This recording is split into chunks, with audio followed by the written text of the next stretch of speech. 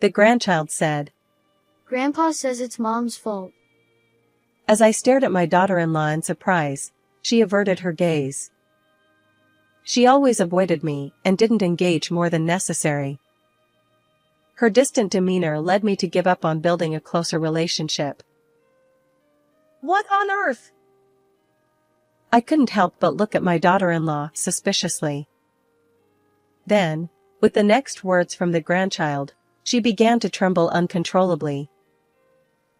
I had been enjoying a peaceful retirement with my husband Sebastian, 3 years my senior.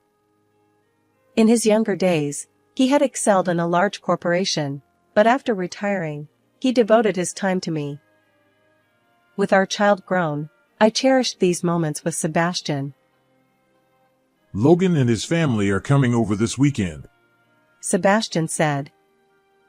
I especially looked forward to visits from our neighbors, Logan and his family.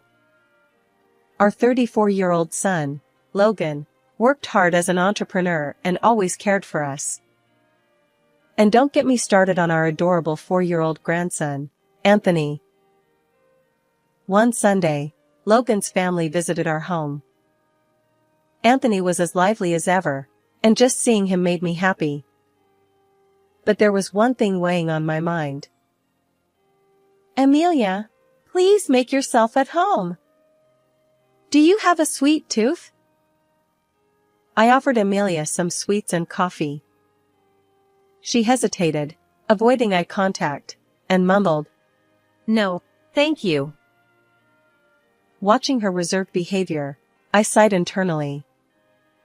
My concern centered around Amelia and her distant attitude towards Sebastian and me.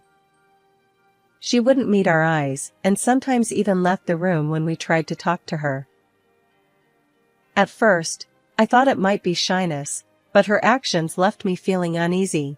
Was she intentionally avoiding us?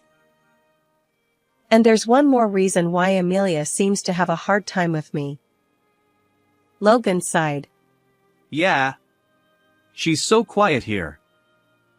At home, she's loud, shouting, and quite the opposite. As soon as she went to the bathroom, Logan grumbled with a displeased expression. The truth was, I had been hearing about Amelia's troublesome behavior for a while now. Apparently, despite her usual reserved personality, when she loses her temper, she becomes uncontrollable. It's hard to believe, given Amelia's calm demeanor, but Logan's serious tone made it seem like he wasn't making it up. Avoiding eye contact and hearing about this side of her made me wary too. We've become family, so I do want to build a good relationship, but... Lost in my thoughts, Anthony suddenly looked at me and hurriedly approached. What's wrong? Are you hungry? I asked. Anthony whispered. No. Grandma, you want to be friends with Mom, right? It'd be nice if you could become friends. His words caught me off guard. Anthony's innocent face remained unchanged as he looked at me. He was adorable, but there was something mysterious about him. Sometimes he accurately guessed dinner menus he couldn't possibly know, or like now, said things that seemed like he could read minds.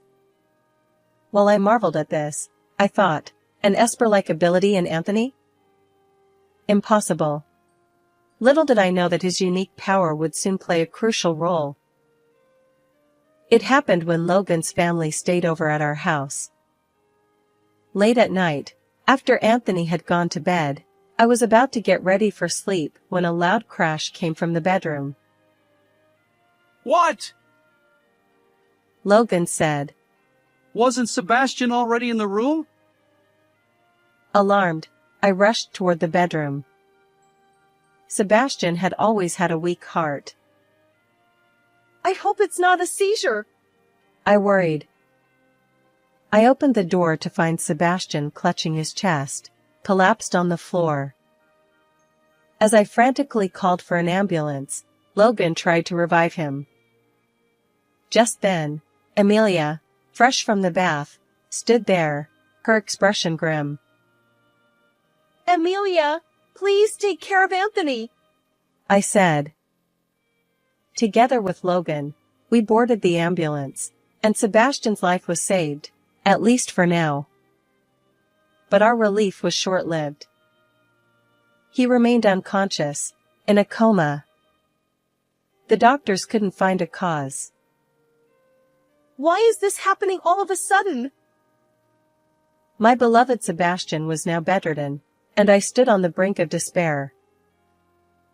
After that, I continued visiting the hospital, praying for his recovery.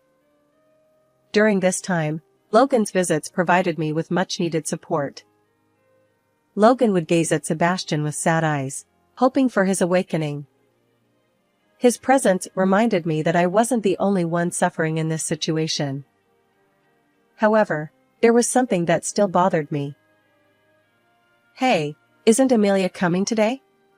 I asked Logan. Yeah. She seems busy and couldn't make it for the visit, he replied. Since Sebastian's hospitalization, Amelia hadn't shown her face even once. It saddened me that she kept her distance, despite being family. I resigned myself to not thinking too much about Amelia. However, a month after Sebastian fell into a coma, Amelia suddenly appeared with Anthony. "Amelia, thank you for coming," I said.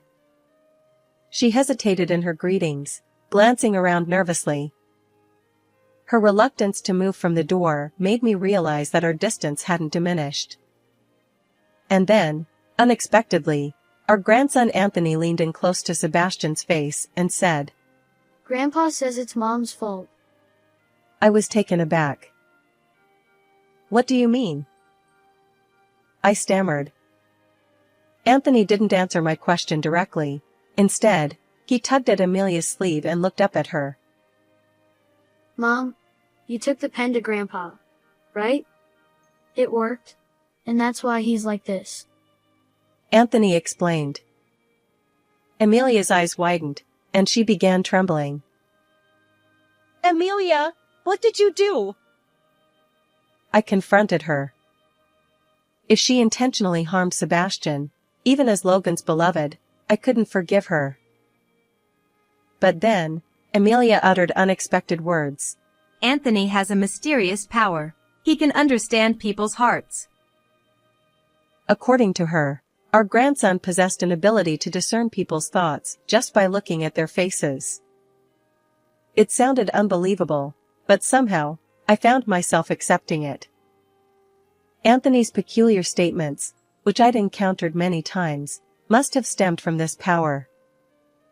As I realized this, I glanced at Sebastian. "So, Anthony accurately guessed Sebastian's thoughts?" I asked, shocked. Amelia nodded slowly, and tears welled up in her eyes. She revealed a truth that filled my heart with anger toward a certain person. A few days later, something happened. Logan said, "Mom, what's this sudden talk about? What's going on?" In my home, Amelia wore a stern expression, and Logan looked as usual. Since learning the truth, I had called them both while Anthony was at kindergarten. Seeing Logan sitting there, I felt a pang in my chest. Logan, whom Sebastian and I had raised with care, was our precious child, no matter how old he became. At least, that's what I thought. "You're the reason Sebastian ended up like that." My fists trembled on my lap, but Logan either pretended not to understand or lightly chuckled, tilting his head. "What are you talking about all of a sudden?" he asked. "Don't play dumb. That pen you gave her, wasn't it a dangerous toy?" Logan seemed taken aback by my words. He hadn't expected to be caught. According to Amelia, on the night Sebastian collapsed, Logan had handed her a pen, saying, "It's Sebastian's. Take it." Sebastian, being meticulous, had a habit of writing in his diary before bed. Knowing this, Logan must have given Amelia the pen. And according to Anthony, who could read minds, that pen emitted a mild electric current. The truth was that Sebastian's weak heart had caused him to collapse. Sebastian is so methodical. You'd pick up anything you dropped. There's no way a pen would be lying around. You pretended to rush to Sebastian and secretly took it, didn't you? Logan continued to make excuses, relying on the lack of definitive evidence. But Amelia had had enough. Sorry, but I checked your phone. I've got records of suspicious messages, she said, her face pale, confronting Logan. Suddenly, Logan stood up and raised his fist toward Amelia. I intervened just in time. Stop it! I said. This scumbag! Why won't you ever listen to me? Logan's outburst revealed his true nature. His face turned crimson as he shouted, unrecognizable from the cute Logan we knew. I've heard everything from Amelia. It's you who loses control and becomes uncontrollable with rage. My emotions swirled with anger and sadness as I spoke. According to Amelia, Logan always sought dominance at home, even restricting Amelia's actions. She wasn't allowed to go out with friends or even shop alone. Amelia's reluctance to visit us was because Logan had forbidden it. Her coldness toward us stemmed from knowing about Logan's verbal abuse and violence at home, leaving her unsure how to interact. I used to be too scared to confide in anyone, but this time, I won't forgive you. You'll pay for your sins. Amelia bravely confessed the truth, and Logan let out a low growl. Despite his determination to resist and fight back, he had no escape when faced with Amelia's decision to retaliate. Amelia showed me the message history on your phone, and I never expected you were in debt, I said. The decisive evidence she found was the message records between Logan and creditors. Logan, who had started a business but struggled to make it profitable, accumulated debt each time the company faced bankruptcy. Desperate to repay the debts, he even planned to murder Sebastian to claim his inheritance. Numerous messages on Logan's phone revealed statements like, "My father will soon pass away, and I'll repay then, or I'll pay using the inheritance." Amelia continued, You gave me the pen because you didn't want to do it yourself. And your daily visits to your father were just to keep an eye on him, weren't they? She added. By the way, I've submitted the saved message history to the police. They'll likely find out soon. Logan's face shifted between shock and panic. He had intended to take only the inheritance without facing any consequences. But reality wasn't so forgiving. While I cherished Logan, I held Sebastian and Amelia in equal regard. I couldn't forgive Logan for involving Amelia in his crime and plotting against his father. As Logan panicked, he suddenly tried to escape toward the entrance. But Amelia and I wouldn't allow it. We restrained him together, our combined strength overpowering him. I won't let you get away, I declared. Logan's face turned pale as he struggled. I don't want to go to the police, He protested. With a heavy sigh, I said, Stop acting like a child. You need to reflect on your actions. Realizing his fate, Logan slumped. I made the call to the police. Ultimately, further investigation confirmed Logan's guilt. Due to the severity of the case, he spent time in prison. Amelia filed for divorce, and I severed our family ties. Logan's company, now without him, went bankrupt. Meanwhile, a miracle occurred. Sebastian woke up. Though he continued outpatient treatment, he showed no lasting effects and gradually recovered. Amelia and I maintained contact, occasionally going out with Sebastian and Anthony.